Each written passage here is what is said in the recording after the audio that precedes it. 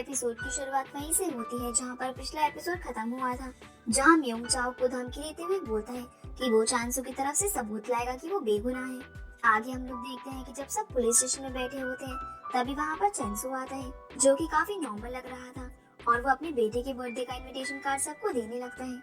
ये देखकर म्योंग और इना कुछ भी समझ नहीं पाते और वो उसे उठाकर बाहर ले जाते हैं, जहाँ वो उसे समझाते हैं कि अगर तुम इस तरह बिहेव करोगे तो सच में लोग तुम्हें ही गुनहगार समझेंगे। इस बात को सुनकर चैंसू इन दोनों को थैंक यू बोलता है, क्योंकि अभी तक सिर्फ उन दोनों को ही चैंसू के ऊपर भरोसा था। फिर जब चैंसू वहाँ से चला जाता है तो मिंग जेम्योंग से मिलने जाता है और उसे आज के बारे में सब कुछ बताता है। तब जेम्योंग उसे हौसला देते हुए बोलता है कि तुम्हें कुछ भी करके चैंसू को बचाना है, जिस बात पर म्योंग भी हाँ बोलता है। इसके बाद हम ईना को अपने ऑफिस में देखते हैं, जहाँ पर आज चाओ क्ली की काफी बेइज्जती कर रही थी और आज ली भी कुछ नहीं कर पा रहा था। वहीं दूसरी तरफ म्योंग के ऑफिस में एक आदमी को लग रहा था कि चैंसू की ही गलती है, लेकिन कांग उस पर गुस्सा करते हुए उसे 13 साल पहले वाले केस के बारे में याद दिलाता है, जिस बात को सुनकर वो आदमी शांत हो जाता है। वहीं ईना उस सीसीटीवी फुटेज को देखने लगती है जिसे चाओ कहीं से लेकर आई थी। तभी वहाँ पर म्योंग भी आ जाता है और फिर ये दोनों मिलकर उस फुटेज के अंदर गलती ढूंढने लगते हैं। दूसरी तरफ यूरी उस फैक्ट्री के पास आई हुई थी, जहाँ वो उसकी हालत देखकर ये सोचने लगती है कि चाओ को यहाँ से सीसीटीवी फुटेज कैसे मिली होगी। तभी वहाँ पर म्योंग भी आ जाता है, जिसे देखकर यूरी को लगता है कि वो उससे प्यार करता है, इसलिए वो यहाँ पर आया है। आगे जब ये दोनों वहाँ के वर्कर्स से सीसीटीवी रूम के बारे में पूछते हैं तब इन्हें पता चलता है कि वो जगह तो पहले ही डिस्ट्रॉय हो गई है और इन लोगों को भी समझ नहीं आ रहा था कि चाओ को फुटेज कैसे मिली। तब वर्कर्स बताते हैं कि एक जगह और है जहाँ पर सभी डेटा को स्टोर करके रखा जाता है, लेकिन वहाँ पर जाने की किसी को भी इजाजत नहीं है। इस बात को सुनकर म्योंग और यूरी काफी शॉक होते हैं। वही ब्योम और इना को उस फुटेज देखकर पता चलता है कि इसमें कुछ देर की क्लिप्स डिलीट की गई है और शायद उसी वक्त कुछ ना कुछ गलत करके फैक्ट्री में गैस लीक कराई होगी। इसी वजह से इना तुरंत उस जगह पर पहुंचती है जहां उसकी मॉम थी, और क्योंकि म्योंग को भी क्लिप्स देखकर सब पता चल गया था, इसी वजह से वो भी वहां जाता है। पर चाओकिन से बोलते हैं कि जब तक कोई पक्का सबूत ना हो तब तक तुम मेरे पास मत आना। इस बात को बोलकर वो वहाँ से चली जाती है। फिर म्योंग इना को कहता है कि इन डिलीटेड क्लिप्स को वो लेकर आएगा, जो कि उसे उस एरिया के सभी सीसीटीवी देखकर पता चलेगा। तब इना भी उसके साथ जाने को पूछती है और आबिना सबसे पहले तो अपना सामान लेने जाती है, जहाँ ब्योम उसे बोलता है कि तुम्हारे नाक से खून निकल रहा है, साथ ही तुम्हारे पैर में भी चोट लगी है, तो तुम इतनी भागदौड़ मत करो। लेकिन ईना उसकी बात नहीं सुनती और वहाँ से चली जाती है।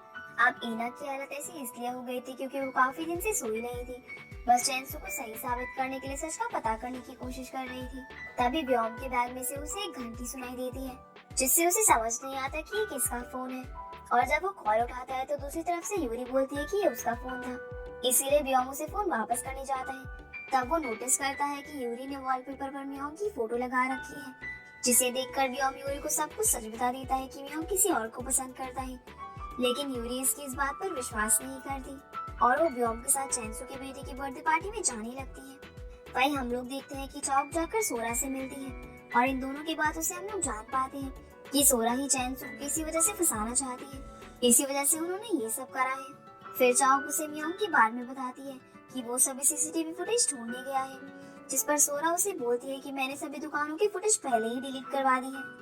दूसरी तरफ इसी वजह से ईना और म्योंग को एक भी सीसीटीवी फुटेज नहीं मिलती। ये देखकर वो दोनों काफी परेशान होने लगते हैं। वही रास्ते में ब्योम यूरी को कुछ सोचकर उतार देता है और बोलता है कि मुझे कुछ काम से जाना है, इसलिए तुम मेरी तरफ से कुछ पैसे ले लो और उन्हें चैंसू की बेटी को दे देना। इसके बाद ब्योम सीधा उसी फैक्ट्री वाले एरिया में जाता है, जहाँ वो ईना और म्योंग को साथ में देखता है।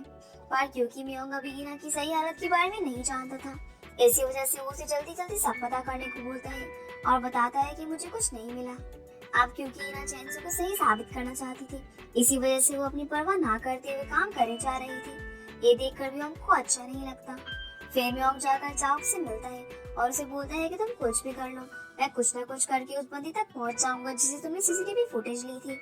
इसी वजह से उस तक मेरा ही मैसेज पहुंचा देना कि जब मैं उसके पास पहुंचूंगा तो वो बचेगा नहीं। इतना बोलकर म्योंग वहाँ से चला जाता है और अब चाओक वापस से परेशान होने लगती है। वहीं न्यूज में हम लोग देखते हैं कि सभी रिपोर्टर्स चैंसू को काफी ज्यादा ट्रोल कर रहे थे, क्योंकि वो अपने बेटे का बर्थडे मना रहा था।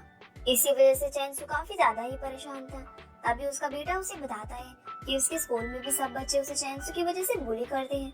इस बात को सुनकर चैंसू को काफी बुरा लगता है और वो गुस्से में सीधा चाओक के पास जाने के लिए निकलता है और वो म्योंग को भी कॉल करके सब बताता है, लेकिन क्योंकि इससे हालात और बिगड़ सकते थे, इसी वजह से म्योंग उसे रोकने लगता है, पर चैनसू नहीं रुकता। तब म्योंग इना को कॉल करके नीचे आने को बोलता है और अब ब्योम भी इनके साथ मिलकर उसे रोकने लगता है और उसे समझाते हैं कि पक्का वो कुछ न कुछ करके उसे सही साबित कर देंगे। तभी चैनसू रोने लगता है क्योंकि उसे बिल्कुल भी अच्छा नहीं लग रहा था। अब इस बात को देखकर इना का मन भी काफी उदास हो जाता है और वो वापस से वहाँ से बाहर जाने लगती है। ये देखकर व्योम पहले उसे थोड़ा आराम करने को बोलता है, लेकिन वो नहीं मानती और वहाँ से जाने लगती है। तब व्योम उससे पूछता है कि आखिरकार तुम ऐसा क्यों कर रही हो। ये सुनकर इना चाओ के बारे में बोलने लगती है कि वो कितनी बुरी है, जो हमें इतनी मुसीबत में देखकर भी हमारी इतनी बेइज्जती करने की कोशिश कर रही है, और अब मुझे वो बिल्कुल भी पसंद नहीं है। ये सुनकर व्योम उसे समझाता है। तब साइड से उनकी बातें चाओ भी सुन लेती है और वो खुद काफी उदास हो जाती है। इसके बाद व्योम और इना वहाँ से चले जाते हैं और चाओ अपने डेस्क पर जाकर अपना पुराना फोन ढूंढने लगती है, लेकिन उसे वो कहीं पर भी नहीं मिलता। इसी वजह से वो काफी परेशान होने लगती है। वहीं हम देखते हैं कि म्योंग उस क्लिप को दोबारा देखता है जो कि उसके पास थी। तब उसे एक गाड़ी के बारे में पता चलता है जो कि वहीं पर खड़ी थी और उसमें भी सब कुछ रिकॉर्ड हुआ था। ये देखकर म्योंग यूरी को उस गाड़ी के बारे में सब कुछ पता करने को बोलता है और यूरी कुछ ही देर में उस कार के बारे में सब कुछ पता करके म्योंग को बता देती है, जिसके तुरंत बाद म्योंग उस क्लिप को हासिल कर लेता है, जिससे वो काफी खुश होता है। दूसरी तरफ चाओ को अभी भी उसका फोन नहीं मिल रहा होता, तो वो सोचने लगती है कि मैंने सब कुछ डिलीट ही कर दिया था, इसी वजह से मुझे परेशान होने की कोई जरूरत नहीं है। वही हम चॉय और ग्रैंडफादर को देखते हैं, जिनको घर की सफाई के दौरान इना के सामान में वो फोन मिलता है, जिसे देखकर चॉय काफी शॉक होता है, पर अभी ग्रैंडफादर इस बारे में ध्यान नहीं देते। वही जब म्योंग क्लिप्स देखता है तो उसे पता चलता है कि डिलीटेड क्लिप्स में कुछ ऑयल से भरे हुए ट्रक आए थे और फोरेंसिक डिपार्टमेंट के अकॉर्डिंग आग भी ऑयल की वजह से ही लगी थी, जिससे साबित हो जाएगा कि चैनसू निर्दोष है, क्योंकि ये ट्रक उसके जाने के 2 घंटे बाद वहाँ पर आए थे। इस बात को सुनकर म्योंग काफी खुश होता है, पर अभी वो इस बात को सबके सामने लाने से मना करता है, क्योंकि वो अब उस बंदे के बारे में भी पता करना चाहता था जो कि इन सब के पीछे था, क्योंकि उसे लग रहा था कि 13 साल पहले उसके डैड को भी जानबूझकर फंसाया गया था, जिस पर कांग भी हाँ बोलता है। फिर म्योंग खुशी से ये सब जाकर चैनसू को बता देता है, जिसे सुनकर चैनसू भी काफी खुश होता है और म्योंग के गले लग जाता है। इसके बाद म्योंग वहाँ से निकलकर इना को फोन लगाता है ताकि वो उसे भी ये सब बता सके, लेकिन उसका फोन स्विच ऑफ आता है, जिस बात से म्योंग काफी ज्यादा परेशान हो जाता है और ये सब यूरी देख रही थी। फिर म्योंग व्योम को कॉल करके उससे इना के बारे में पूछता है। तब व्योम उसे एक जगह बुलाता है, इसी वजह से म्योंग वहाँ से जाने लगता है और यूरी भी उसका पीछा करती है। अब जब म्योंग व्योम के सामने पहुँचता है तो पहले तो व्योम उसे काफी सुनाता है, क्योंकि उसकी वजह से इना काफी तकलीफ में थी।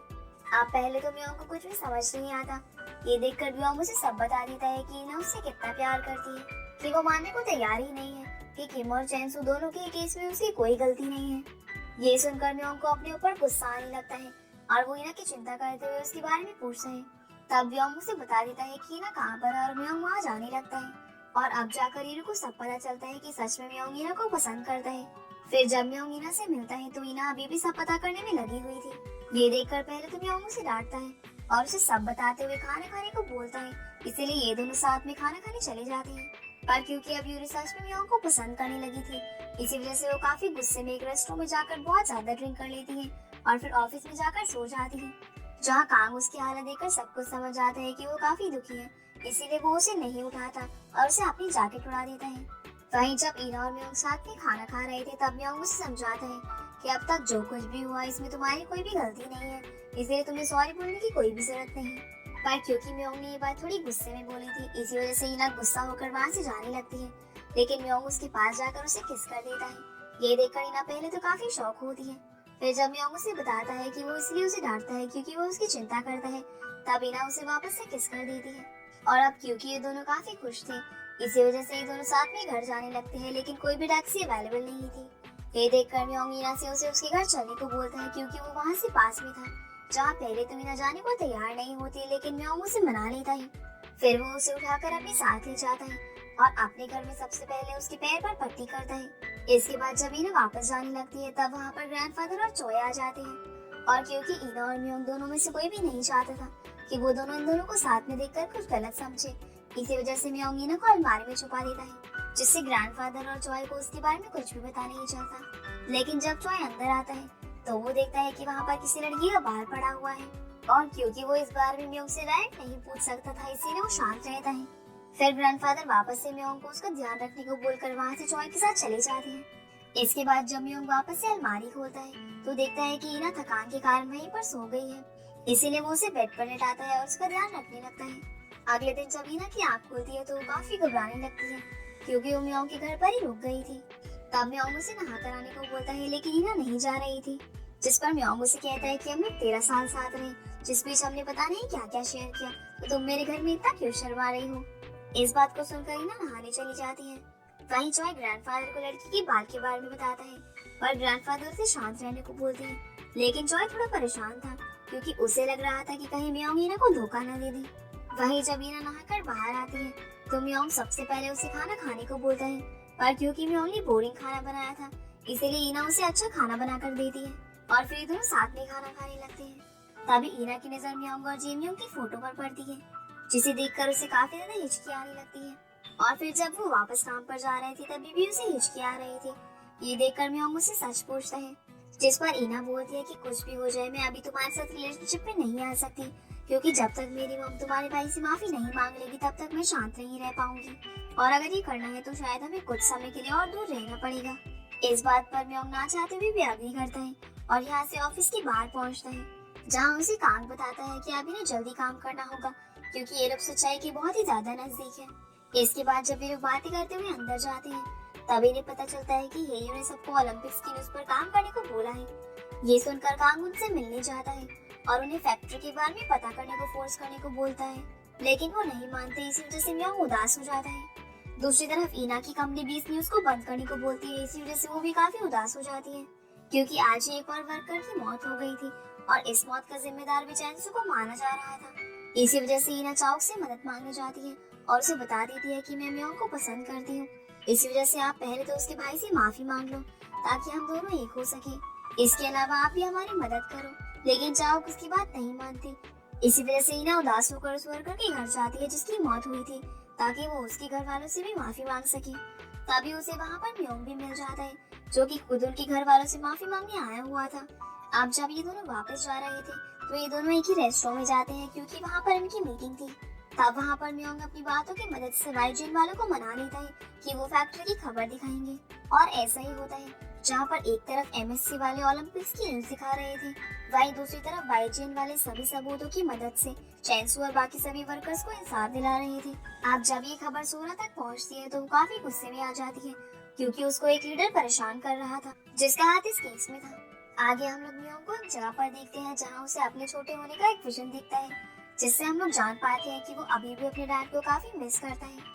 तब छोटा म्योंग उसे समझाता है, जिसके बाद म्योंग पुलिस स्टेशन वापस चला आता है जहाँ पर ईना उसे देखती है और ये दोनों आपस में रोमांटिक बातें करते हुए आगे की जानकारी शेयर करने लगते हैं। फिर जब ये लोग रूम में बैठे हुए थे तभी वहाँ पर चैंसू अपने बेटे के साथ आता है जो कि इन सबको थैंक यू बोलता है, और खास करके ब्योम को, क्योंकि ब्योम ने उसके बेटे को बहुत सारे पैसे दिए थे लेकिन वो उस समय वहाँ पर नहीं था। वही हम ब्योम को देखते हैं जो कि सोरा के पास जा रहा था क्योंकि उसे लग रहा था कि 13 साल पहले और अब चैंसू के केस को फंसाने के पीछे उसकी मॉम का हाथ है। पर जब वो अपनी मॉम से इस बारे में पूछता है तो उसकी मॉम उसे कुछ भी नहीं बताती, जिस वजह से ब्योम को ये कंफर्म हो जाता है और वो ईना के पास जाकर उसे चाओ का फोन वापस मांगता है। लेकिन वो वहाँ पहुँचकर देखता है कि ईना के पास चाओ आ गई है, जिसे याद आ गया था कि ईना ने उसका फोन लिया था। तभी ईना उसे बोलती है कि मैं आपका फोन वापस कर दूंगी और चौक वहाँ से चली जाती है।